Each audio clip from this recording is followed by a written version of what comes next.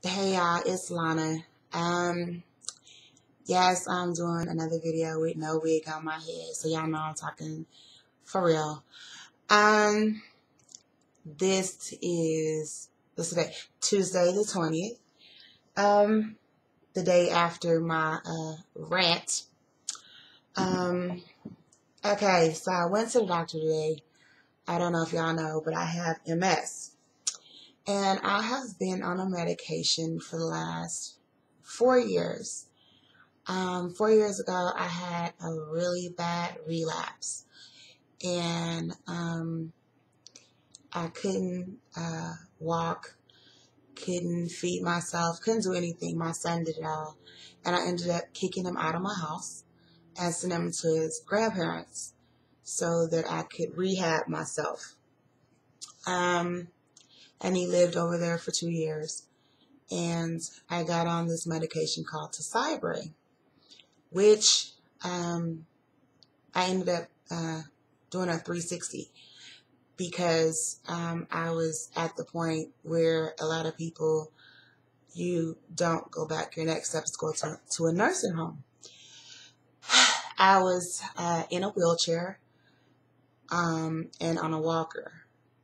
I could walk around my house, but that was it. Everything else was wheelchair. So I went to the doctor today for my migraines. He gave me Percocet in December. A lot of you guys know that I've been in the hospital in January, and I was not happy at all. And that was my fault because I missed 2 doses. Well, CJ says it was 3, but I say it's 2. And having been a nurse, I cussed everybody out because I was doing their job.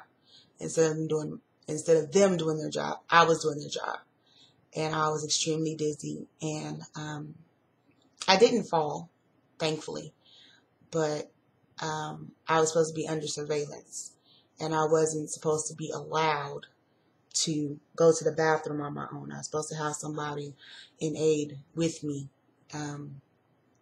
at all times, and anytime I was off the bed, somebody was supposed to be there. Anyway, so I went today. Didn't feel like it because I've been extremely tired, basically because I'm not getting the proper sleep. I'm on sleeping meds, but that's for something completely different. So I went to the doctor today, and I've had my doctor ever since I was diagnosed with MS.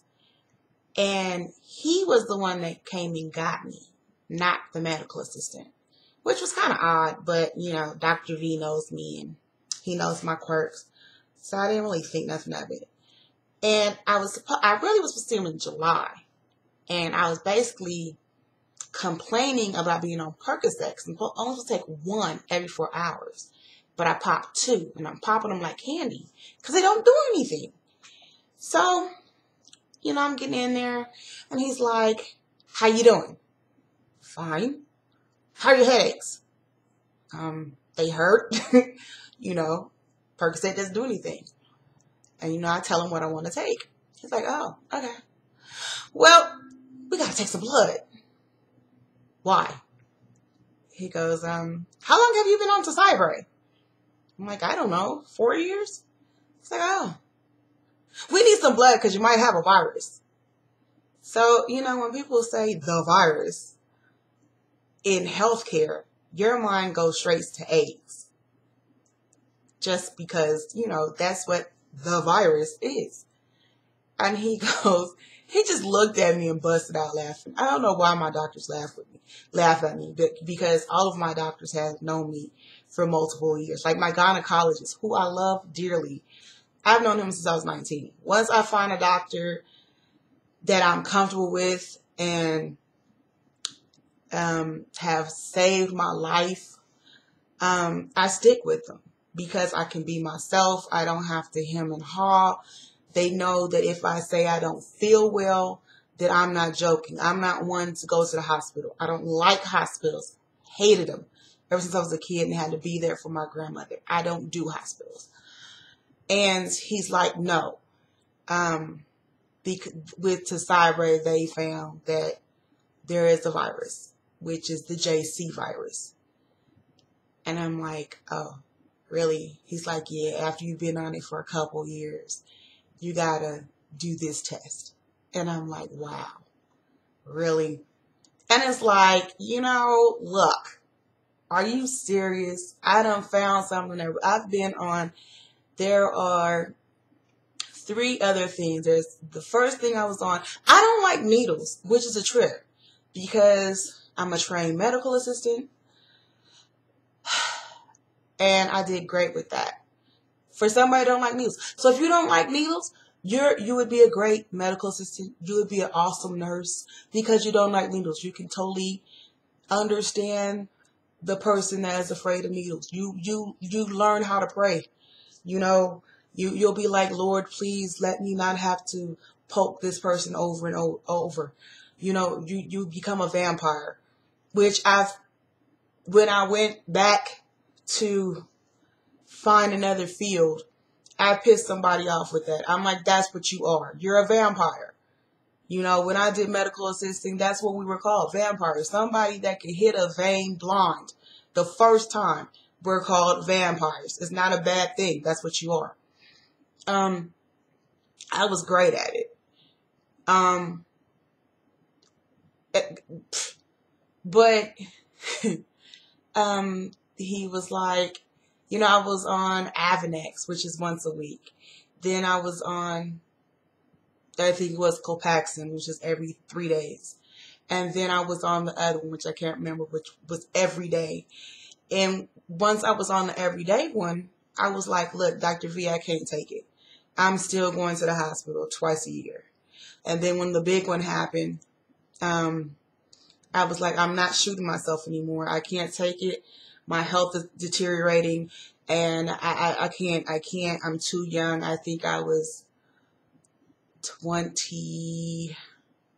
No, I was 30, 31.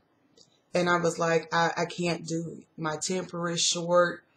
I'm fucking up. My patients are suffering. I can't do nursing anymore. I'm making mistakes that make no sense. No, I just don't see where the medicine is working. And he was like, okay, I have one last thing to give you, but you're going to have to go to the hospital every month. I was like, he said, and you might die. I'm like, well, you know what? If it's something that's been proven to work, I'll do it. I don't care what it is. If you tell me stand on my head and shout, God is alive, I will do it because I believe that. As long as I don't have to sell my soul to Satan, which really at that point I think I was ready. That's just how bad it was because my gynecologist was like, okay, we have to have another person in here. Well, he already had another person in there, but he was like, I need one more person to be next to you because you scare me. That's how bad I was. I would like do my hands like this on the table and I didn't know. And every time I turned, he would like jump like this. And, when we have our private conversations and, I was just not the proper patient. So that was 4 years ago. And I was like, I can't do this anymore. I don't like it. I don't like being helpless. I just don't like it. So he was like, there have been deaths, but we're not sure if it's from the medication or what it was. But when they do the trials, they have to add that in there. So I was like, I don't care what it is. I can't be a proper parent to my son. And, it is what it is. So he was like, we'll try it. 6 months later, I was walking. And I'm not putting on the medication. It was nothing but God. Because God made it so that the apartment I had got foreclosed on and I had to move cross town. And it wasn't handicap accessible, but everything I needed was right in that neighborhood. It was a grocery store across the street,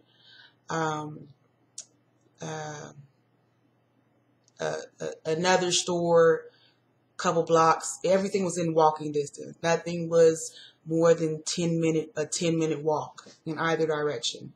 Fast food restaurants was all stone's throw.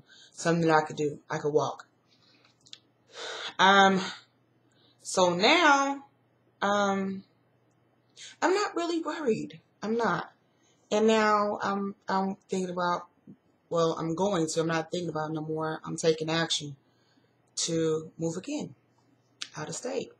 Nobody believes me. And that's the way I like it. Because I only talk so much before I actually get up and do it. And I don't know why my son is listening to other people, because he knows me. I only talk so much. And then I shut up and then I do it. Yeah.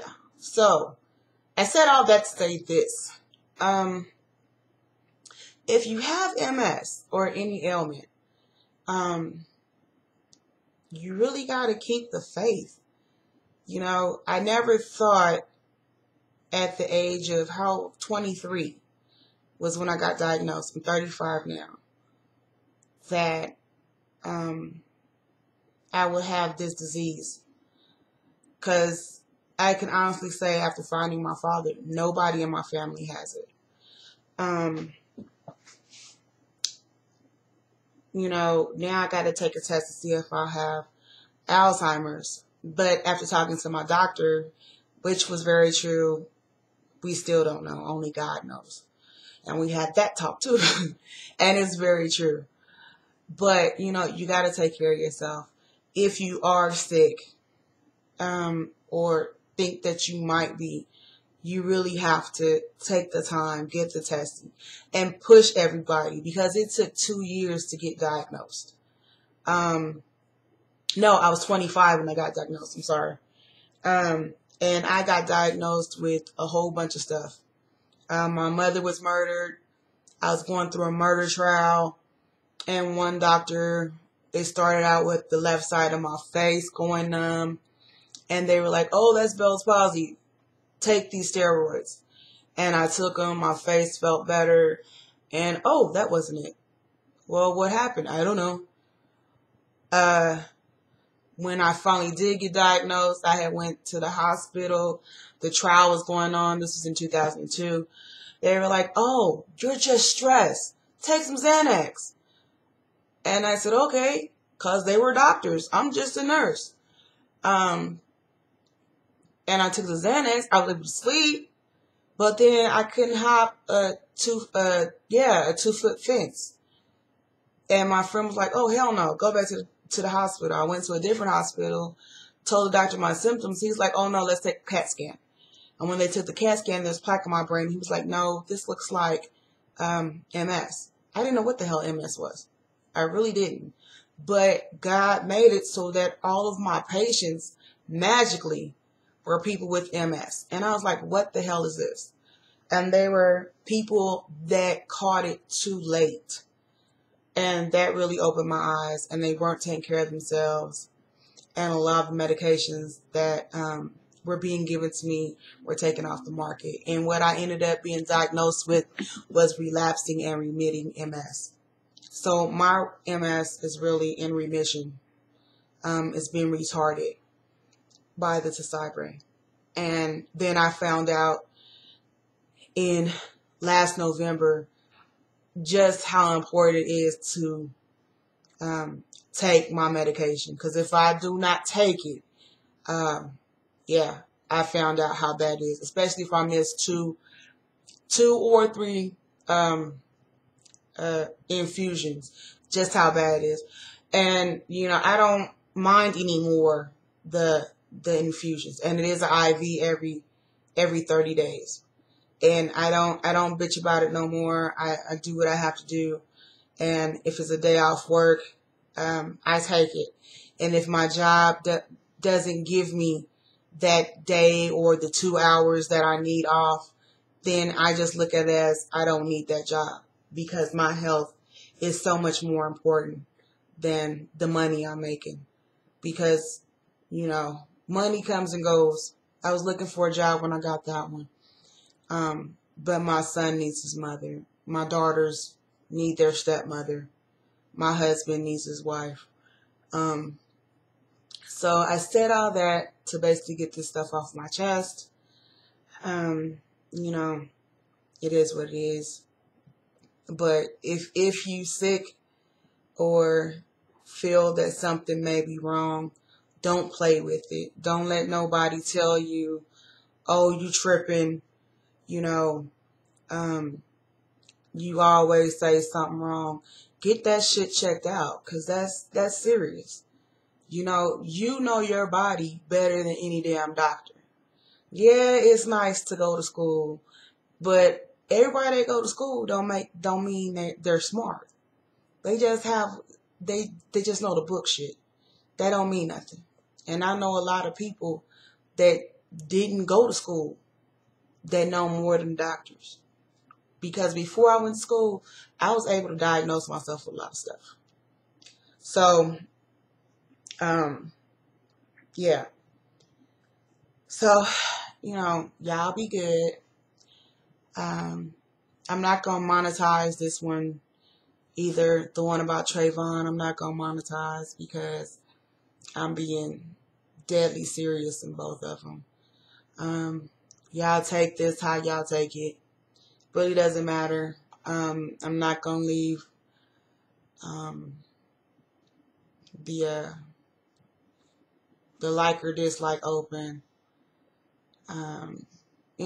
Just take it how you take it. But there's a meaning behind all this. Don't play with your health.